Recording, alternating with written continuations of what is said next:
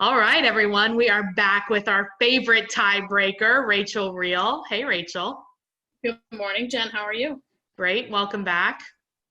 Thanks, lady. So Rachel is in Chicago area and she is a broker of her own real estate company. So if you have any referrals to Chicago, send them her way. I know everybody wants to move there in the winter. Right. We're all looking to get out. Exactly. Winter and many other reasons, right?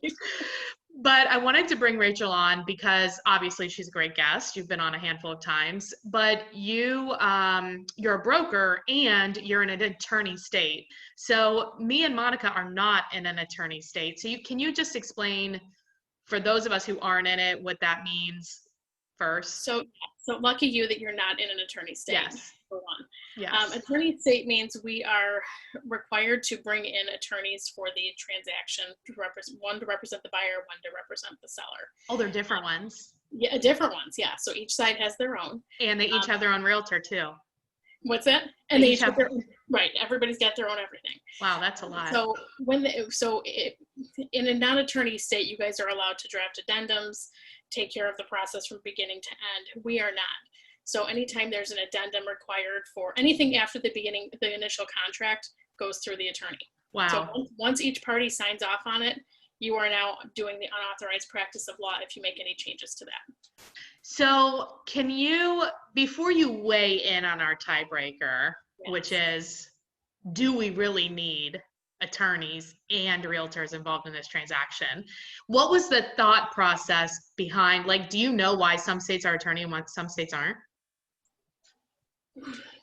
Yes and no. I mean, if you go, it's odd because in Illinois, if you go outside of the Chicagoland area to like Rockford area, they don't use attorneys there. So we're an attorney state here by practice and custom. But if you go further out west in Illinois or further south in Illinois, there's a lot of areas they don't use them. Okay.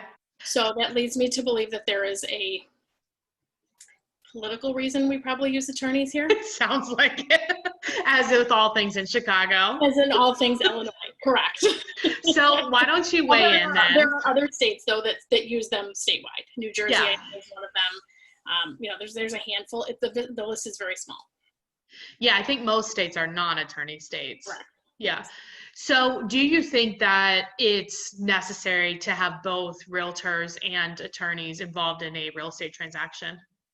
Having never been in a market and worked in a market where there isn't an attorney, I'm so used to it that it would take some mind shifting to wrap my head around how you would do it otherwise. Yeah. However, in the grand scheme of things, no, I don't.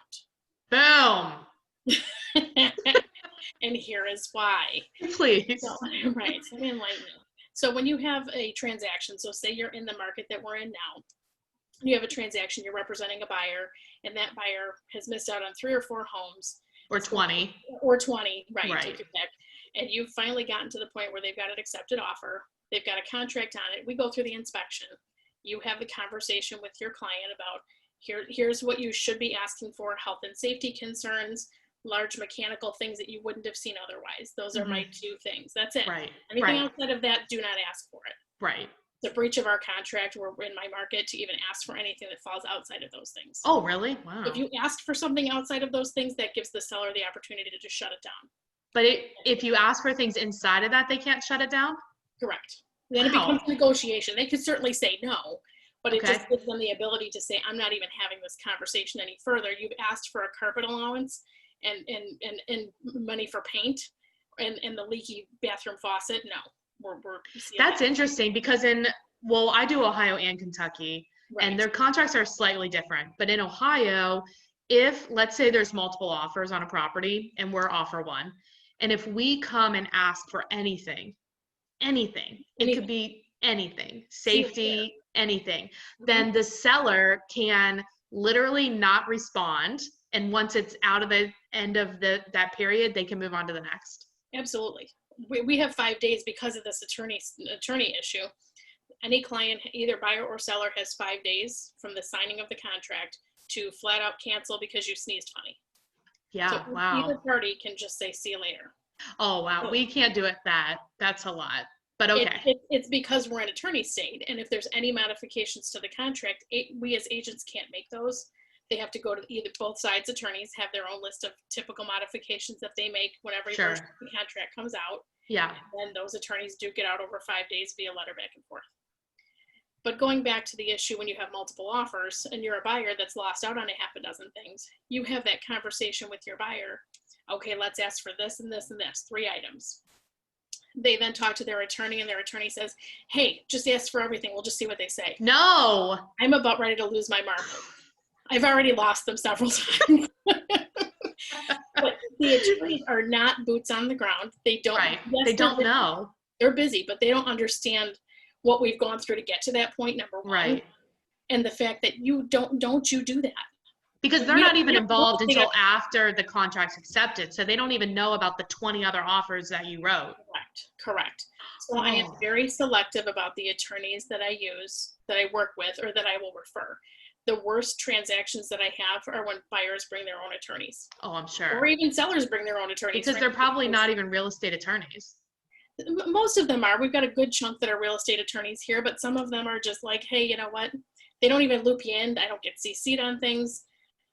The hard thing is that a client, whether it's a buyer or seller, the first person they reach out to for anything throughout a transaction is the realtor. Yeah. They reach out to the lender, even though it's a lender question. They don't reach out to the attorney. It's an attorney question. Right. So if you have a client that reaches out to you for a question, and then you have to talk to the attorney, and the attorney takes 5 days to get back to you, or 3 days to get back to you, or even a day, it's too long. It's too late. Yeah. It's too late. That's crazy. Yeah. I wonder, I can see how the benefit, like the thought process, let's just say it's not political, right? So like the thought process could be, well, we're protecting the client. But then it's kind of like, well, but the contracts were already written and approved by attorneys. Precisely. I was on the broker lawyer committee through our board a couple of years ago. And yeah, you sit down with that contract. It's 13 pages long where I'm at. Oh, 13 Lord. Pages. Right. And we sit there with the board attorney every month and go through different sections of the contract. Can you make it smaller? Right. Every version is another page. So, go figure. But it does have all the optional riders. So the actual contract in and of itself is about 8 pages. Got it. The last 5 or 4 is, optional riders that you sometimes use. Like HOA or whatever. Right. Gotcha.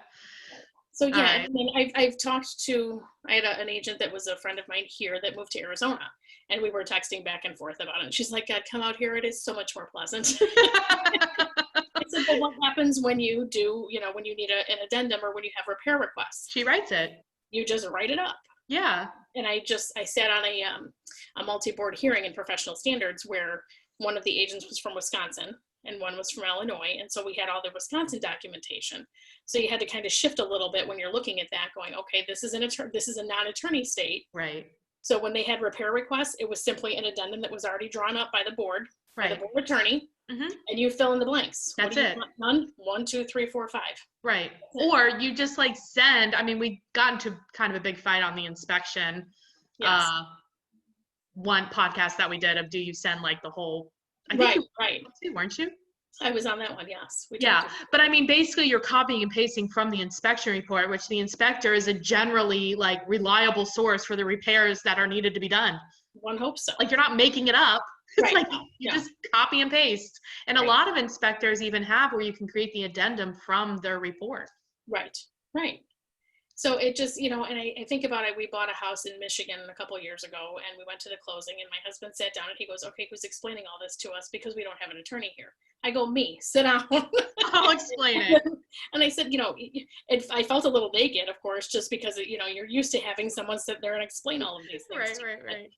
But, going through it from as a consumer on the outside in another state, I feel like sometimes it just adds another layer that you don't need. Right. I agree. Yeah. But I do know that when we've talked to, when we post things, the different questions that we do for the podcast, a lot of agents that are in attorney states, when you guys run into problems with the buyer and the seller disagreeing or whatever, you guys are able to reach out to the attorney, which we don't have. Exactly. Although I almost wish problems, Rachel. Right. Although I almost wish you still had that option, and I'm sure you do. But it just in a different way. It's not the same at all. It doesn't need to be through the entire thing to memorial. They're memorializing all the things that you've already taken care of. Right, which is annoying, but it's a little over the top sometimes. But it's hard too, because I think that clients, generally speaking, say realtor, attorney. Well, I'm going to go with my attorney's advice because they're an attorney. Right. You're the realtor. You're the one that's dealing with all of this stuff and knows how this is supposed to proceed and how best to protect the client from losing the house once you're even under contract. Right. And the attorneys aren't. No, it's not the same goal. Yeah, for sure. I literally have one or two that I'm good working with that will keep me in the loop all the time, don't blow things up, and are good about reaching out saying, what do you think? And asking for my opinion before they jump the gun. That's good. That's what you need. That's not all your partners though, Exactly. Mm-hmm. Exactly. Well, as usual, it's always informational when you come on, and I'm glad we agree. We do. I think for the most part. Sometimes when we disagree, it's really just because you're more accurate, and I just like to blow stuff up. Yeah, well, we think alike. We do think alike. All right. Well, have a good rest of the day. You too. Thank you. Talk to you later. All right. Bye.